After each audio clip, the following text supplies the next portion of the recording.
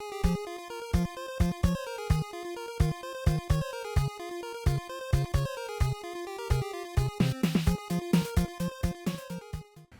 guys, it's me, Justin, aka Goodwill Hunter, and I am back on Wednesday at a Goodwill.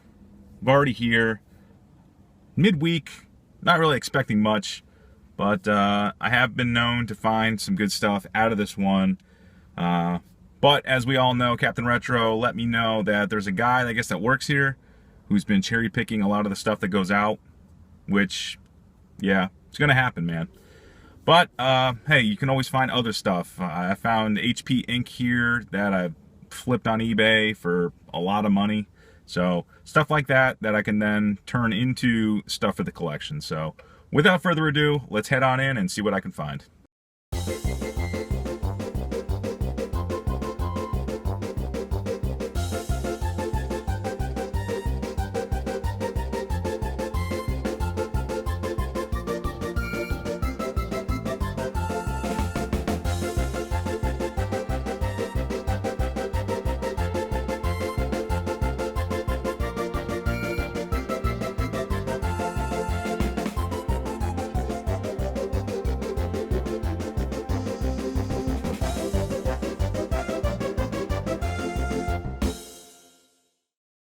Alright guys, well, we're out of that Goodwill, we're at another Goodwill, but let's recap.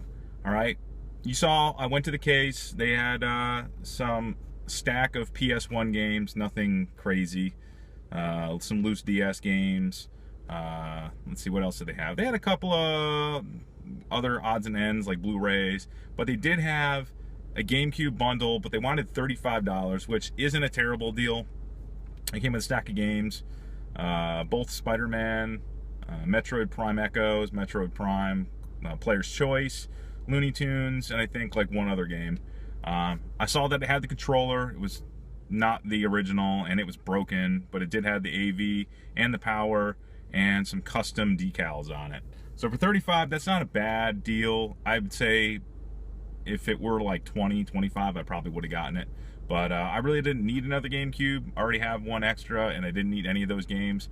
So I went to the back. You didn't see, I did find one of those FC Twin consoles, plays Genesis and I believe original Nintendo, only does composite, didn't have the AC adapter, and they wanted $20 for it, and it said ask for the remote. So I'm guessing that's the controller. But I think on those you can use your own first party or third party controller. So I passed on that. Then I went over to the games, and again, they just had a bunch of like shit titles that I didn't really need, and that was it. Went to look at the cables, nothing. So I did one more once over and left. So we're here at this one, and I'm hoping I find something, or else this is going to be a very depressing video. So stay tuned, and let's head in. Okay guys, well, we got out of this Goodwill, and I did come away with a couple of gaming related stuff in my handy bag. I needed this for my new setup that I have with RGB, and I got a digital AV receiver, but it didn't have a digital optical cable, and I need this because Bob from Retro RGB actually had modded my Super Nintendo, so now it outputs optical audio, which is pretty cool. I haven't had a chance to test it out because the optical cable I had was broken. So for $3, not a bad deal. It's 12 feet long, so that'll give me more than enough playthrough. I picked up an anime. I usually pick these up only because they're really cheap, $2 for a complete season. Probably only a first run, but something called Sergeant Frog. Not really sure about that, but it did come with both of the episodes on DVDs, up to 13 episodes, and Kaoro is a Sergeant Frog, the leader of a platoon of warriors sent to conquer planet Earth. Sold. So it looks like we got an upskirt shot, and he, I guess, has a vacuum, so I don't know if he conquers Earth or just cleans it. And then I picked up two games. I picked up a copy of Overlord on the 360. Didn't have it. At least I don't think I have it. They did have a bunch of 360 games, so that was pretty nice. The Bourne Legacy and Mass Effect, and I already had a lot of those, and some of them weren't really worth $5. But this one actually looked pretty fun. You play as the Overlord, and you get summon like imps and goblins, I guess, and you send them out. So it's kind of like Pikmin, I believe, kind of like that, but it's set in a not Pikmin environment. So $5 for that. And then I picked this up. It's the Call of Duty Modern Warfare Reflex Edition for the Wii. And it was complete, so that was nice for $5. I didn't have it, and it's pretty bad. I've played it, and yeah, I just didn't have it in the collection. It's not a common game, but it was kind of you know, the Wii's version, and I remember trying to play the multiplayer on this. It's it's pretty bad. It's pretty fucking bad. But I doubt you can't even play it because they've obviously closed the servers on that. That would be kind of fun if they were able to figure out rerouting multiplayer for that so you can play it nowadays. Because that would be kind of fun if you could play with like a classic controller, but you can't. You can only use the Wiimote, which sucks.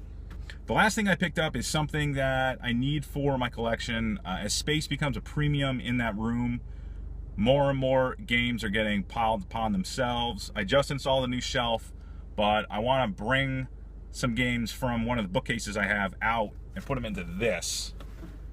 And it's a CD carousel, so that'll hopefully help me put at least 100 or so.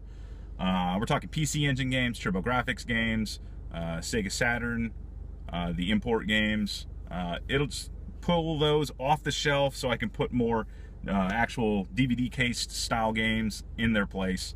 And this can just sit somewhere else on top of a speaker or something. Well guys, that'll do it for this video. I'm headed back to work. I'm gonna go eat some lunch, edit this video, hopefully get it up today. I'm trying to do these, you know, in the moment and on the day that I'm actually picking them up. So make sure, leave a comment below. Make sure to hit the thumbs up if you like it. Thumbs it down if you don't.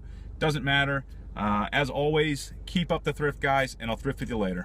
Son of a glitch. Ratchet & Clank.